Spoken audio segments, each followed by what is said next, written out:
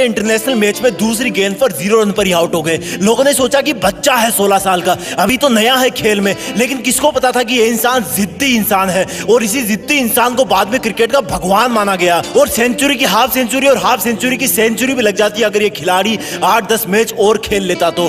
Zero से जिद्दी बन गए, जिद्दीपन ने हीरो बना दिया, जिद ने जीरो और हीरो के बीच में एक पुलिया बना दी। दुनिया के कई रिकॉर्ड तोड़ डाले इन्होंने। एक सामान्य कद के खिलाड़ी किसी खेल के भगवान कैसे बन गए? अब क्या कहें इनके बारे में। बच्चा बच्चा जानता है, बड़ा बुजुर्ग जानता है। उनकी जिद ने उनको 16 साल की उम्र में इंटरनेशनल टीम में जगह देकर मैदान में उतार दिया। एक क्वेश्चन पूछूंगा मैं आज, तुम अपनी लाइफ में कितना बड़ा पाना चाहते हो? अब वो चाहे सफलता हो, पैसे हो या फिर नाम हो, सोच के बताओ। अल्बर्ट आइंस्टीन जितना बड़ा, जिनका नाम अभी तक किताबों में चलता आ रहा है, और जब तक इस पृथ्वी पर जीवन रहेगा और जब तक विज्ञान है ना, तब तक अल्बर्ट आइंस्टीन की छाप कोई विज्ञान की किताब से नहीं हटा सकता। अरे पृथ्वी भी रहे या ना रहे, लेकिन उनके साइंस के फॉर्मूले तो हमेशा ही सच रहेंगे। ऐसा कैसे हुआ? स्कूल में मंदबुद्धि कहा जाने वाला विद्यार्थी इतना बड़ा इंसान कैसे हो सकता है? क्योंकि उनमें जिद थी कि मैं अपने हिसाब से पढ़ूंगा, अपने हिसाब से खोजूंगा। जिद थी कि बस करता रहूंगा। बनना चाहते हो इतना बड़ा? वापस आते हैं अपने कंट्री में, ज्यादा पुरानी बात नहीं है। रतन टाटा जी ने एक कार लॉन्च की इंडिया में, नहीं चली, घाटा होने लगा। जब ज्यादा घाटा होने का अंदेशा हुआ तो अपना कार व्यापार बेचने चले गए किसी और कंपनी के पास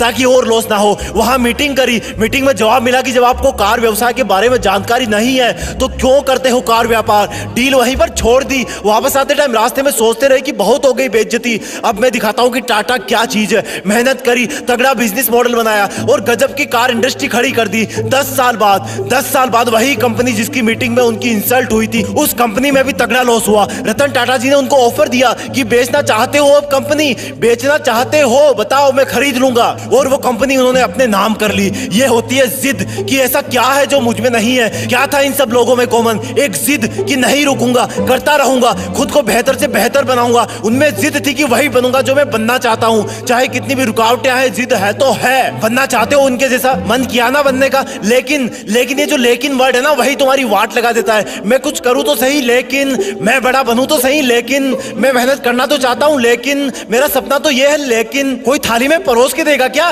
कि ये खा लो, आज से तुम सचिन हो जाओगे, ये खा लो, आज से तुम दुनिया में आइंस्टीन के नाम से जाने जाओगे, ये जड़ी बूटी खा लो, आज से तुम अरबपति बिजनेसमैन बन जाओगे। लेकिन मैं तुम्हें बताता हूं कि जब तक इस लेकिन वर्ड की तुम वाट नहीं लगाओगे ना, जब तक इसको जिद में नहीं बदलोगे ना, तब तक कुछ नहीं होगा। लेकिन पहले ये बताओ कि क्या खास था इन लोगों में? सोचो, क्या उन्होंने अवतार लिया था? क्या वो प्रकट हुए थे? क्या खास था इन लोगों में जब वो दुनिया में आए थे? वही हाथ पैर, वही आंखें, नाक कान मुंह पेट गला सब कुछ वही ना। उनके शरीर में भी इंसान का ही खून था ना, वही मिट्टी का शरीर था ना। क्या ये सोने चांदी के बने थे? क्या ऊपर वाले ने इनके कान में कोई गुप्त मंत्र फूके भेजा था कि जाओ तुम सचिन बनोगे, जाओ तुम रतन टाटा बनोगे, जाओ तुम आइंस्टीन बनोगे? चलो एक और एग्जांपल देता हूं। जब तुम्हें एक दिन के लिए कोई रूम में अकेले बंद कर दे तब तुम क्या करोगे? जब तुम्हें एक हफ्ते के लिए रूम में बंद कर दे तब तुम क्या करोगे? और टाइम पीरियड बढ़ाऊं, जब तुम्हें एक महीने के लिए रूम में अलग थलग बंद कर दे तब तुम क्या करोगे? नहीं, अभी भी नहीं हुआ। अगर तुम्हें 1 साल के लिए किसी काल कोठरी में बंद कर दिया जाए तब तुम क्या करोगे? जान निकल जाएगी ना। अब मैं तुम्हें एकदम से कहूं कि नहीं यार,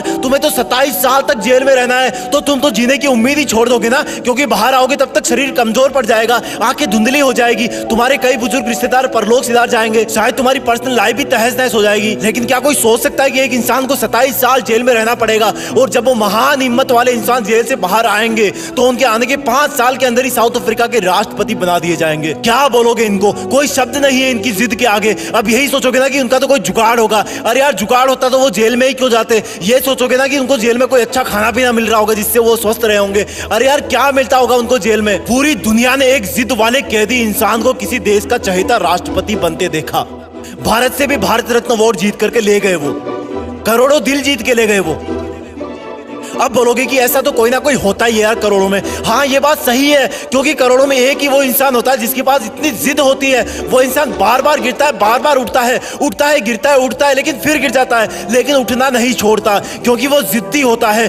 जिद, सिर्फ एक जिद होती है उनमें, बाकी सब सेम होता है। वो हम सब जैसा ही पैदा होता है, लेकिन जब दुनिया से जाता है ना, तो दुनिया का बच्चा बच्चा उनको मिस करता है। हर न्यूज चैनल, हर अखबार उनके जाने का गम करता है कि हमने एक महान इंसान को खो दिया। अब शायद कोई ऐसा नहीं कर पाएगा, क्योंकि वो मानव से महामानव बन जाता है, क्योंकि वो मेहनत करने की हदें पार कर जाता है, काम करते रहने की जिदें पार कर देता है। वो एडिसन की तरह बल्ब बनाने के लिए हजारों बार फेल हो जाता है, लेकिन फिर भी जिद करता है कि रुकना मेरा काम नहीं, जब तक यमराज ना आ जाए तब तक आराम नहीं। यमराज भी आएंगे तो बोलूंगा कि सर थोड़ी सी मेहनत और कर लेने दो प्लीज। जिद मत छोड़ना मेहनत करने की, हद पार कर जाना जिद करने की, तभी बनोगे महान, तभी रखेगी दुनिया तुम्हें जाने के बाद याद। लेकिन इस लेकिन वर्ड को ना तुम डस्टबिन में फेंक देना, अपने आप से जंग के लिए माथा टेक देना, जिद में खुद को झोंक देना, अपने आलस को ठोक देना।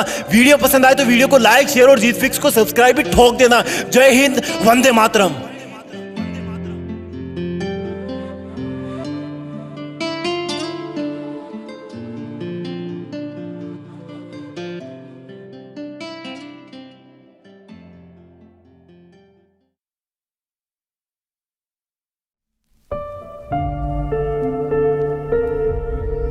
जीत फिक्स।